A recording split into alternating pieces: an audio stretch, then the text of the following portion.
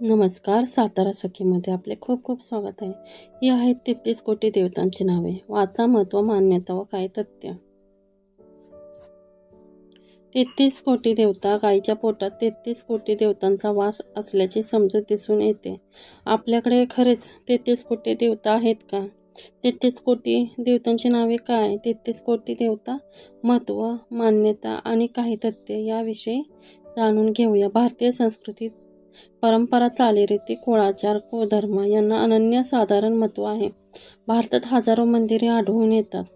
कोट्यवधी भाविक आपल्याला श्रद्धेनुसार आपल्या आराध्याचे पूजन, नामस्मरण करत असतात. वर्षभरात विविध प्रकारचे व्रत, वैकल्य, सण, उत्सव साजरे केले जात असतात. यामध्ये देवता, त्यांचे अवतार यांचे पूजन केले जाते. भारतात अनेक ठिकाणी पंचमहाभूतांचेही पूजन केले जाते. आपल्याकडे गायीला देवाचे स्थान देण्यात आले आहे. कामधेनू गोमातेचे पूजन केले जाते. गायीच्या पोटात 33 कोटी देवतांचा वास असल्याची समजूत अगदी प्राचीन काळापासून प्रचलित असल्याचे दिसून येते. आपल्याकडे खरेच 33 कोटी देवता आहेत का? 33 कोटी देवतांची नावे काय? 33 कोटी देवता, महत्त्व, मान्यता आणि काही तथ्य याविषयी जाणून घेऊया. 33 कोटी देवता. भारतीय संस्कृतीत ब्रह्मा, विष्णू, शिव, शक्ती आणि गणपती या पंचदेवता मानल्या गेल्या आहेत. ब्रह्मदेवाने सृष्टीची निर्मिती केल्याने मानले जाते. तसेच श्री विष्णू सृष्टीचे पालनहार आहेत अशी समजूत आहे. तर महादेव, शिवशंकर हे सृष्टीच्या लय तत्वाचे स्वामी मानले जातात. शक्ती हे देवीचे स्वरूप मानले गेले आहे. गणपती हे मूळ स्वरूप मानले गेले आहे. काही ठिकाणी सूर्याचा या पंचदेवतांमध्ये समावेश करण्यात येतो. भगवान, परमात्मा किंवा ईश्वर या तिन्हीचाही अर्थ एकच. तरीही शास्त्रामध्ये देवी देवतांची अनेक रूपे सांगण्यात आली आहेत. मात्र 33 कोटी देवता ही संकल्पना आहे. 33 कोटी ही संख्या नाही. कोटी हा शब्द या ठिकाणी प्रकार या अर्थाने घेण्यात आलेला आहे.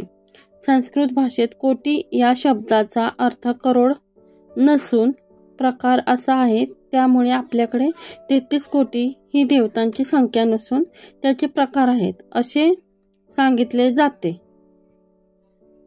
33 कोटी देवतांची नावे. 33 कोटी देवतांकडे या संपूर्ण सृष्टीचे व्यवस्थापन असल्याची मान्यता आहे.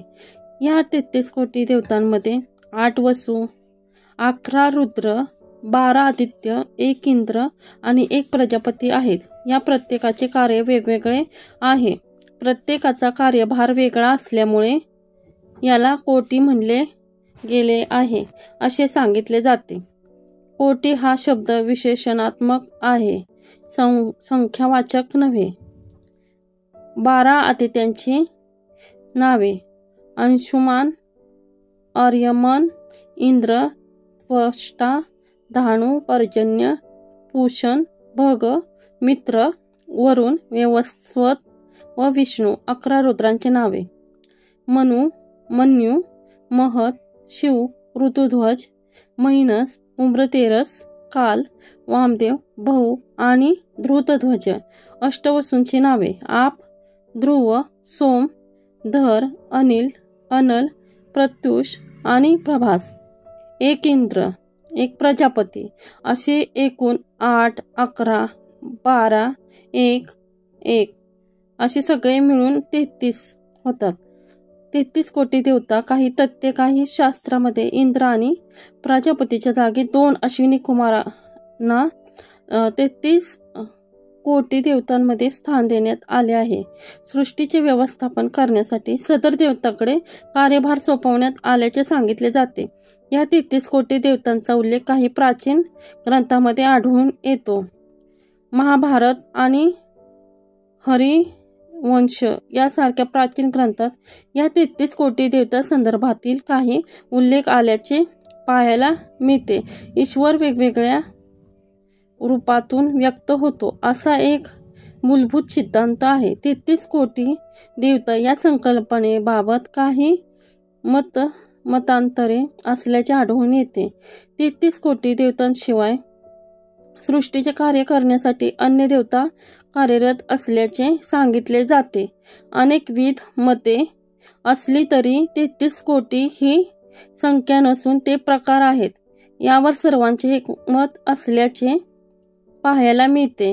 हे निश्चित ईश्वर अनंत आहे, तो अनंत रूपातून व्यक्त होतो असा विशाल भाव मांडण्यात आल्याचे पाहायला मिळते.